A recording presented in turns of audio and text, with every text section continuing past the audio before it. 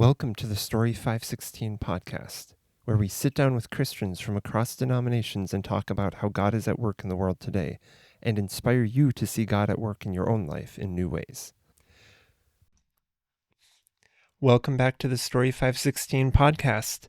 Today I'm going to present a speech I've given before in person about story and how God uses story. So I hope you enjoy it. Once upon a time, it was the best of times, it was the worst of times. A long time ago in a galaxy far, far away. In the beginning, God created the heavens and the earth. It was a dark and stormy night. Mr. and Mrs. Dursley of number 4 Privet Drive were proud to say they were perfectly normal, thank you very much. In a hole in the ground there lived a hobbit. All those were opening lines to different stories, some fictional, others real. I wish the Hobbit one was real. I'm a pretty big fan of the Lord of the Rings and the Hobbit. Stories have a way of drawing us in, evoking strong emotions, inspiring us to take action, convincing us of a better way to live. Today, I want to look at 3 different ways stories are used. First, we'll look at how Stephen used story in the book of Acts. Then we'll look at how God uses story. And finally, we'll look at how we can use story. Imagine you're helping a customer at a convenience store, grocery store, wherever. And all of a sudden, the police show up and arrest you, all because someone was claiming false things about you. Maybe they said you were saying terrible things to their kids, or you wanted to send all the puppies of the world to Antarctica. Something horrible. You end up in court and the judge asks you if these claims are true. What would you say? If you're relatively normal and rational, you'll probably give a defense for yourself. Say, I didn't claim that I wanted to send all the puppies of the world to Antarctica. That I love puppies. What's interesting when we look at the book of Acts in the Bible, chapters 6 and 7, where Stephen is giving a speech, a sermon to a bunch of leaders that have accused him of false things, he doesn't defend himself against these false claims. Instead, Stephen uses the platform he was given in that moment to say a very different story. It's a lot of verses. It's over 50. We're not going to read it today, but I would encourage you to go ahead and read those chapters in the book of Acts that cover Stephen's sermon. Basically, he gives a history of the Jewish people from way back when all the way to Christ. 2 of the points that he brings up is God is not confined to Jerusalem or to the temple. And he also points out that people have always rejected God's chosen deliverer from the past all the way to Jesus in the present. He's connecting these pieces from history, showing that things haven't really changed. That the Jews have always had a struggle with missing God's intent at times. And he's kind of weaving in their history, which they accept, and bringing in Jesus. Stephen places his context within God's larger narrative. The story of the Bible points to Jesus and his plan of restoration. Stephen used this opportunity to say, hey, you remember Moses? You remember all of our ancestors and the things that they did? All of that is a mirror. It's pointing towards Jesus. It's all part of one big story. Since Stephen placed himself and the entire Jewish story within a grand narrative pointing to Jesus, it made me wonder when I was preparing this speech initially, does the creator of that larger narrative use story? So I did some digging. There are multiple ways God uses story in the Bible. There were lots of different festivals within the Jewish calendar throughout the year, from Sabbath, Passover, first fruits, and even more. There were also monuments constructed.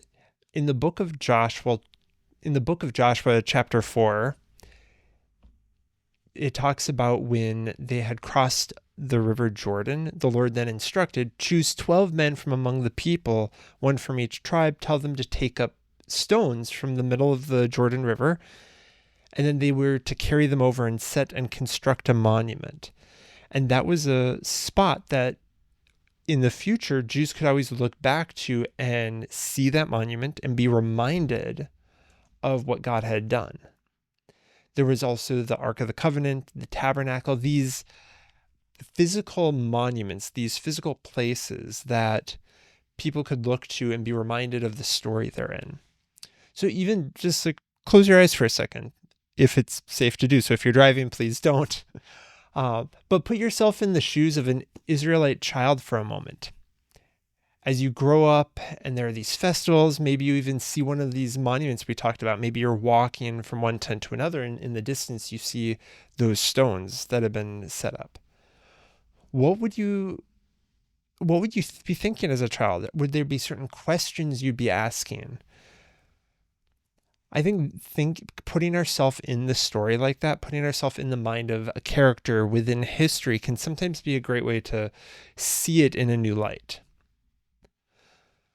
There's also the kind of fast forwarding to Jesus, how he uses story, the parables. There's a great scene from the show The Chosen where Jesus gives the parable of the lost sheep. You should be able to find it online somewhere.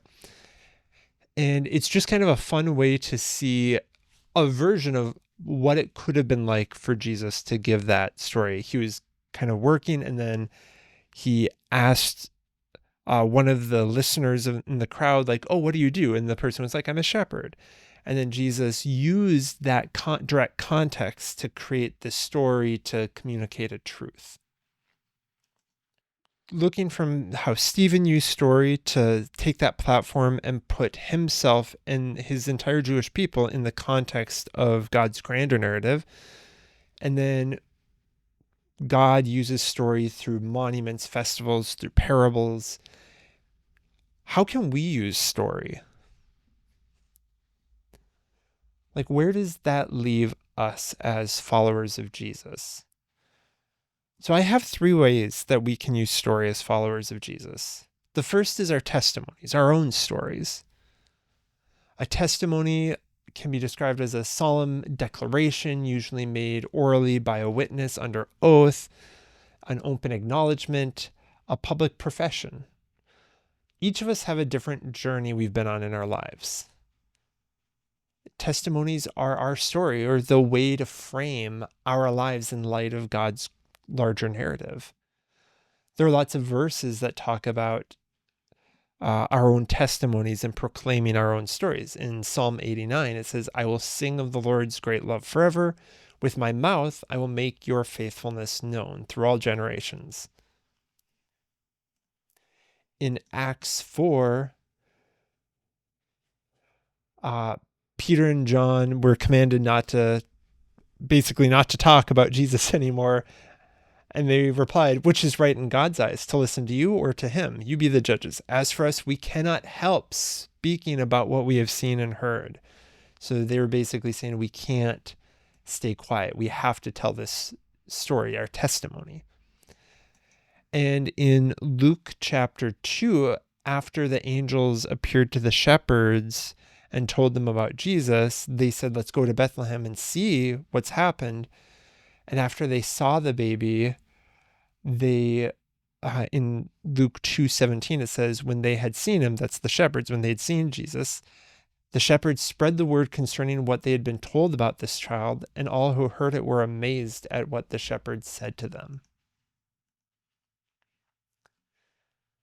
And as you continue through the Bible, you'll see lots of instances of people using their testimony, using their story as a way to proclaim what God has done for them. And I mean, like, it's a great question to ask yourself, how have you been impacted by someone else's story? Whether that's a very inspirational story or a story that provoked you to act to help someone out. It's a good question to think about. So our testimonies are the first way we can use story. The second way is we can create our own monuments and festivals. Now, I'm not suggesting we go construct a giant monument of stones at the corner of the street. I'm pretty sure there's an ordinance against that, and the city would be mad about that. But we can have our own monuments and festivals in kind of a different way. So this could be a lot of times it looks more like a ritual. So whether that's a certain Bible reading plan, a lot of people are trying to read the Bible in a year. So that's becomes kind of almost like a daily festival, a ritual for them. Some people have certain prayers that they pray. They follow a liturgy, and that's very meaningful and a great way to remind themselves of whose story they're in. Coming to church on a Sunday or a small group like a Bible study during the week are also great ways to have those almost mini festivals where we're reminded continuously of what's the context of our lives, like whose story are we a part of. And some people wear a certain piece of jewelry like a necklace, a ring. Some people have a tattoo that reminds them of a scriptural verse or something that connects them to their life in Christ. And then the third way we can use story as followers of Jesus is actually through fiction. Think about some of your favorite stories, whether it's Marvel movies, Lord of the Rings, Star Wars, Narnia, other movies.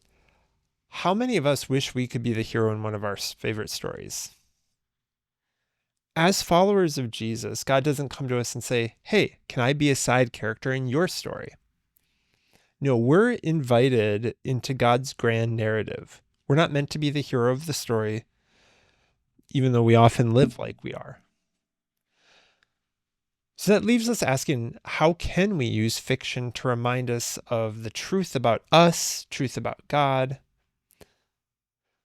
For myself, the most influential writer for my spiritual formation was a man by the name of Clive Staples Lewis, or he's more commonly referred to as C.S. Lewis. He has this amazing quote that was really formative in my own spiritual journey. So I'm going to go ahead and read that. I thought I saw how stories of this kind could sneak past a certain inhibition which had paralyzed much of my own religion in childhood. Why did one find it so hard to feel as one was told one ought to feel about God or the sufferings of Christ? I thought the chief reason was that one was told one ought to. An obligation to feel can freeze feelings, and reverence itself did harm. The whole subject was associated with lowered voices, almost as if it were something medical. But supposing that by casting all these things into an imaginary world, stripping them of their stained glass and Sunday school associations, one could make them for the first time appear in their true potency. Could one not thus steal past those watchful dragons? I thought one could. So what Lewis is saying in this quote is talking about how hard it is sometimes to feel the way we feel like we're supposed to feel. So for instance, I have a personal experience with this. I often find it hard to feel the way that I perceive I'm supposed to be feeling at church, whether that's during Easter. I go into Easter thinking, yeah, this is the year I'm going to have the emotions of joy, feel like celebrating, throwing a party. But most years, without fail, I always feel pretty blah, pretty meh, like don't have a strong feeling either way on Easter. Whether that's from mental health struggles, something going on in my life, or the obligation that I feel like I have to feel something. I don't know, but I never feel much like celebrating. But when I sit down and I read something like The Lion, the Witch, and the Wardrobe by C.S. Lewis, sometimes those obligations to feel are stripped away and I'm able to just experience the story.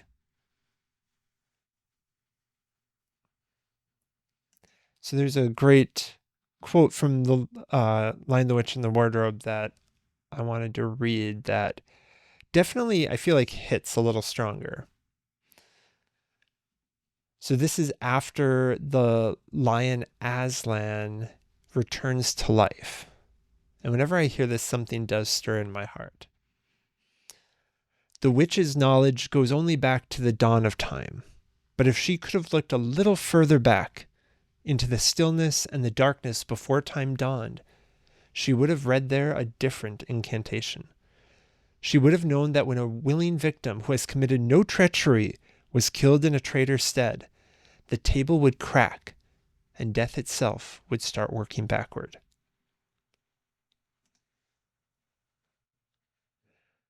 The Bible also gives us examples of how fictional story can get to the heart of a person, even a king. So, zooming back to the Old Testament, we have King David. He was married, and for whatever reason, he was like, I'm not going to go off to war. And while his army was off fighting, he saw the wife of one of his soldiers and decided to take her into the palace, get her pregnant. It was not a great decision on his part. So then the prophet Nathan comes to David to convict him of what he did after David had gotten the woman pregnant and then got her husband killed so he could try and cover his own image a little bit. The prophet comes in and he basically sets this scene. The Lord sent, so I'm reading from 2 Samuel chapter 12. The Lord sent Nathan to David. When he came to him, he said, there were two men in a certain town, one rich, the other poor. The rich man had a very large number of sheep and cattle, but the poor man had nothing except one little ewe lamb that he had bought. He raised it, and it grew up with him and his children. He shared it. The sheep shared his food, drank from his cup, and even slept in his arms. It was like a daughter to him. Now a traveler came to the rich man, but the rich man refrained from taking one of his own sheep or cattle to prepare a meal for the traveler who had come. Instead, he took the ewe lamb that belonged to the poor man, prepared it for the one who had come to him. So that was the story that the prophet Nathan told King David. And then David burned with anger against the man and said to Nathan, as surely as the Lord lives, the man who did this must die. He must pay for the lamb 4 times over because he did such a thing and had no pity. Then Nathan said to David, you are that man. This is what the Lord, the God of Israel, says. I anointed you king over Israel, and I delivered you from the hand of Saul. And then the story goes on from there. But how do you think King David might have responded if the prophet Nathan had come in wagging his finger and saying, you're a terrible person for what you did, God's really mad about it? The response might have been different, but Nathan used a story to evoke emotion and create a change in David's heart. Fiction is a way to steal past those watchful dragons and remind ourselves of the story that we're a part of.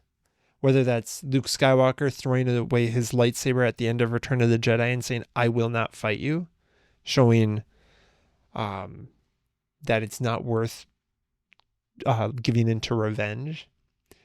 Whether it's the theme of sacrificial love that is prominent in the Harry Potter series, or something like Narnia, where it's very blatant, kind of the gospel message in the form of Aslan and how he interacts with the world of Narnia.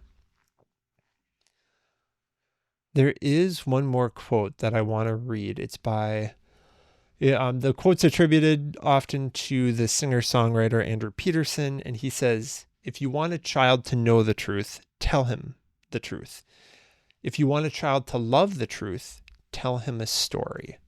And I think that really hits at the heart of story can be one of the best ways to really impact someone in that emotional spot and really provoke change and just get to the heart. So to end with, I want to leave you with a quote and a question. The quote comes from the movie series The Lord of the Rings. It's at the end of the second film, The Two Towers. Our heroes, Frodo and Sam, two hobbits, have been on a rough journey. They're only partway through their journey to destroy an evil object, a ring, and things are just looking really grim. And Frodo expresses his just unbelief of he says, "I can't do this, Sam." And then his friend Sam responds with this quote: "I know, it's all wrong. By rights, we shouldn't even be here, but we are. It's like the great stories, Mr. Frodo, the ones that really mattered. Full of darkness and danger they were. And sometimes you didn't want to know the end. Because how could the end be happy? How could the world go back to the way it was when so much bad had happened? But in the end, it's only a passing thing, this shadow. Even darkness must pass. A new day will come, and when the sun shines, it will shine out the clearer. Those were the stories that stayed with you, that meant something, even if you were too small to understand why. But I think, Mr. Frodo, I do understand. I know now. Folk in those stories had lots of chances of turning back, only they didn't. They kept going because they were holding on to something." And then Frodo asks his friend, "What are we holding on to, Sam?" And Sam replies, "That there's some good in this world, Mr. Frodo, and it's worth fighting for." Stephen used his last moments to reflect God's grand narrative with his own testimony, with his own story.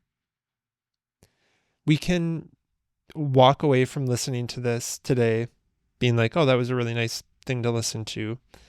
And everyone can kind of go about living our story where we're the hero. One where we live for ourselves and our own desires. But we have been invited into a grand story, a good story. One where the hero says to each one of us, "Come, follow me." So whose story are you reflecting? Thank you for joining us. You can support the show by going to our Patreon page at patreon.com/story516. You can also find us on Facebook, Instagram, YouTube, Spotify, and Apple Podcasts. We look forward to seeing you next time.